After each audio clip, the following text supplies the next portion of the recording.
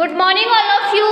आज हम पढ़ेंगे चैप्टर 3 जिसका क्या नेम है? जिसका नेम है बस की यात्रा। क्या नेम है जिसका? बस की यात्रा। ओके, तो आज हम पढ़ते हैं चैप्टर 3 जिसका लेखक कौन है? हरिशंकर परसाई। तो आज हम पढ़ते हैं चैप्टर 3 जिसका नेम है बस की यात्रा। हम 5 मित्रों ने तय किया कि शाम 4 बजे की बस से चले।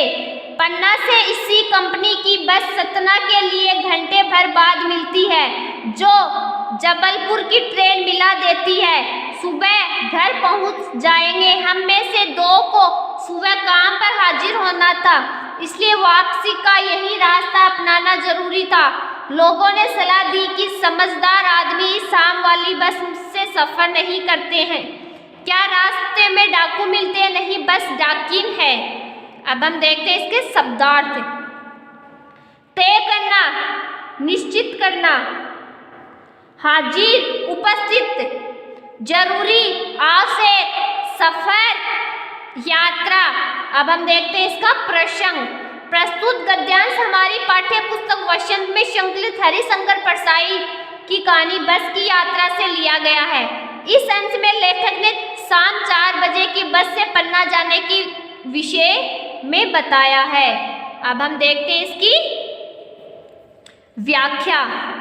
लेखक को अपने 4 मित्रों के साथ शाम 4 बजे की बस से पन्ना पहुंचना था।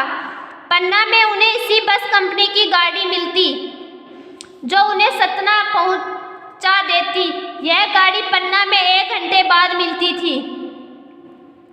इस गाड़ी से उनको जबलपुर जाने वाली ट्रेन मिल सकती थी। ये लोग सुबह घर पहुंचना चाहते थे क्योंकि इन मित्रों में से 2 को सवेरे काम पर जाना था। सुबह पहुंचने के लिए और कोई दूसरा रास्ता नहीं था। जब उन्होंने इस बारे में लोगों से पूछा तो लोगों ने उन्हें बताया कि कोई भी समझदार आदमी उस शाम वाली बस से यात्रा नहीं करता था।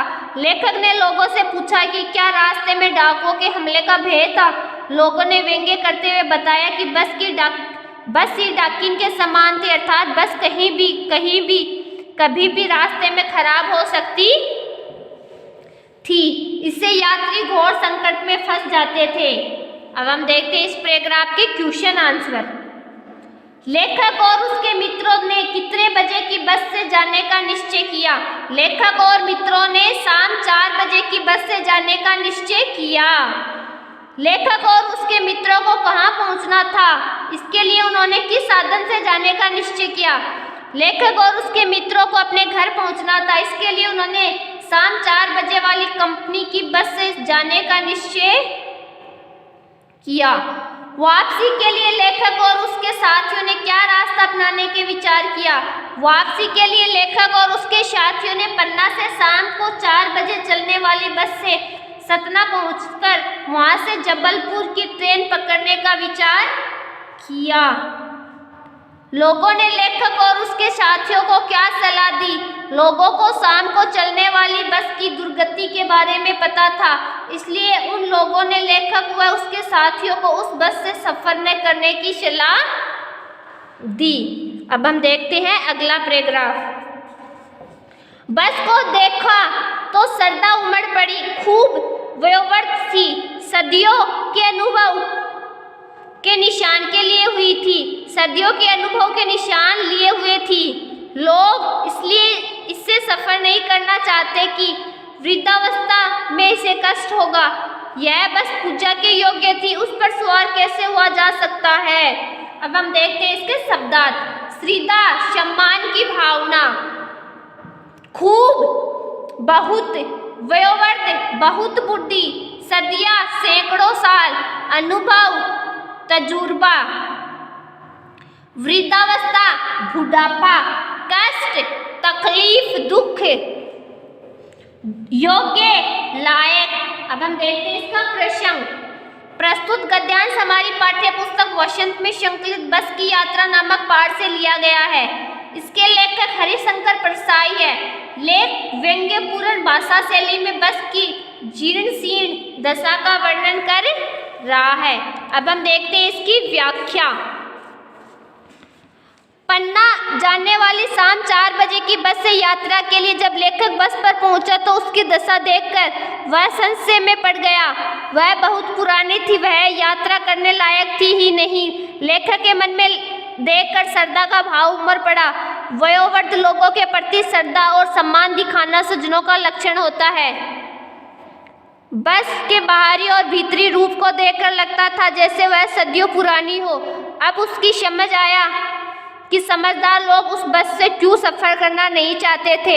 एक बड़ी बूढ़ी बस पर सवारी करना असभ्यता ही मानी जाएगी। लेखक को लगा कि वह बस अब एक जगह खड़ी कर दी जानी चाहिए और लोग उस प्राचीन बस का दर्शन करने को आते रहे।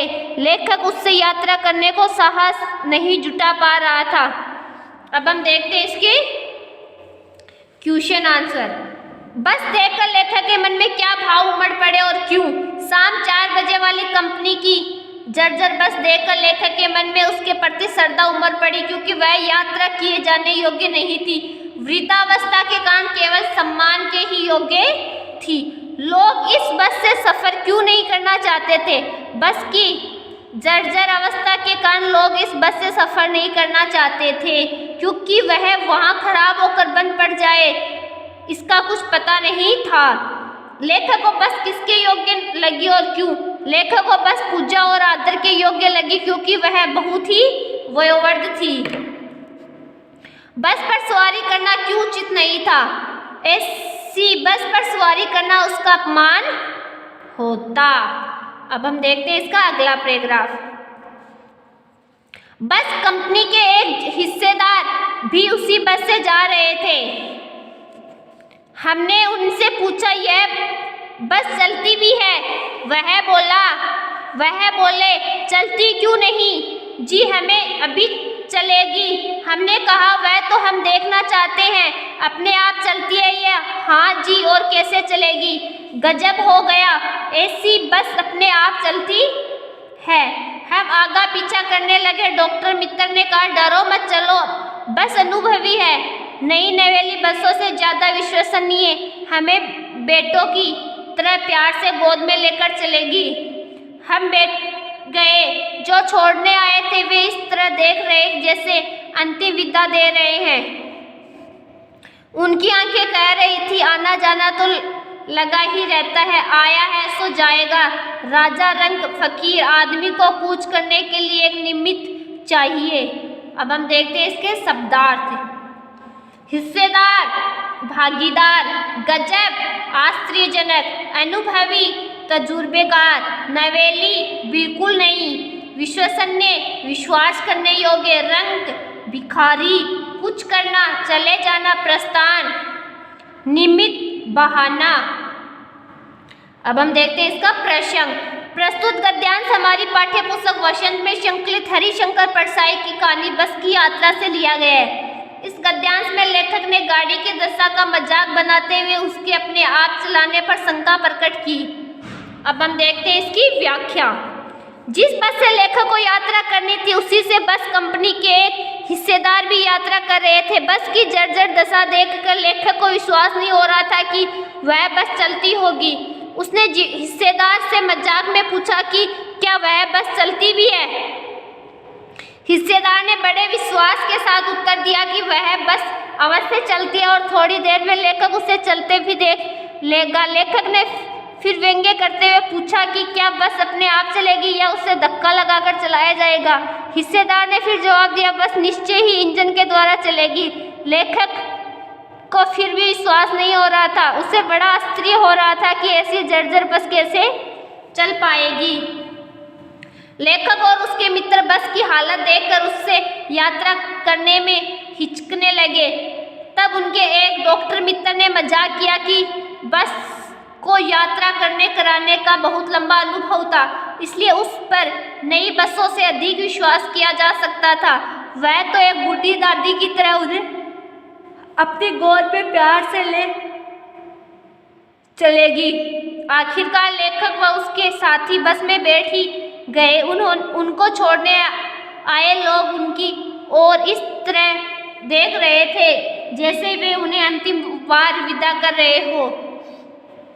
उनकी नजरें कह रही थी कि इस दुनिया में जन्म मृत्यु आना जाना चलता ही रहता है। जिसने इस पृथ्वी पर जन्म लिया उसे मरना पड़ेगा, चाहे वह राजा हो, भिखारी हो या संत हो। बस मृत्यु का कोई ना कोई बहाना चाहिए। अब हम देखते हैं इसके क्वेश्चन आंसर। उपयोग गद्यांश के पाठ व लेखक का नाम लिखिए। पाठ बस की यात्रा लेकर हरिशंकर परशाई। लेखक व उसके साथियों के अतिरिक्त और कौन बस में सफर कर रहा था? लेखक व उसके साथियों के अतिरिक्त उस बस कंपनी के हिस्सेदार भी उस बस में सफर कर रहे थे। लेखक ने हिस्सेदार से यह क्यों पूछा कि वह बस चलती भी है या नहीं? लेखक को विश्वास नहीं था कि ऐसी जर्जर बस चल पाएगी। विदा करने आए लोग उन्हें किस प्रकार देख रहे थे? विदा करने आए लोग उन्हें इस प्रकार देख रहे थे मानो वह उन्हें अंतिम विदा देने वाले हो।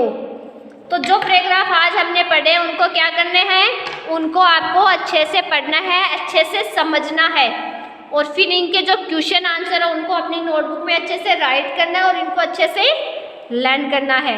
ओके बच्चों, आज के लिए इतना ही काफ़ी है। कल हम पढ़ेंगे next topic. Okay, thank you बच्चों।